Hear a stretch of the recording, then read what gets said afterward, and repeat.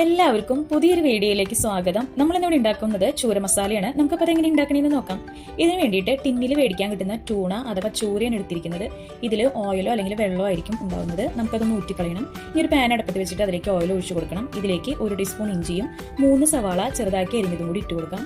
സവാളയൊക്കെ നന്നായിട്ട് വാടി കഴിയുമ്പോൾ ഇതിലേക്ക് 1/4 ടീസ്പൂൺ മഞ്ഞൾപ്പൊടി, 1 teaspoon chilli flakes, 1 teaspoon Kashmiri മുളക് പൊടി ഇതെല്ലാം ഇട്ട് കൊടുത്തിട്ട് നന്നായിട്ടൊന്ന് മുരിയിച്ചെടുക്കണം.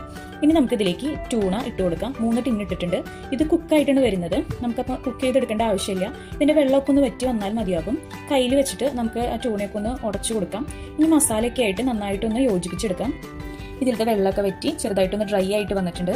നമുക്കിനി ഇതിലേക്ക് കുറച്ച് കറിവേപ്പിലയും കൂടി ഇട്ട് കൊടുക്കാം. അങ്ങനെ വളരെ ടേസ്റ്റി ആയിട്ടുള്ള ടൂണ അഥവാ ചൂര മസാല റെഡി ആയിട്ടുണ്ട്. ചോറിന്റെ കൂടെയും ചപ്പാത്തിയുടെ കൂടെയും സാൻഡ്വിച്ച് ആയിട്ടൊക്കെ വളരെ ടേസ്റ്റിയാണ്.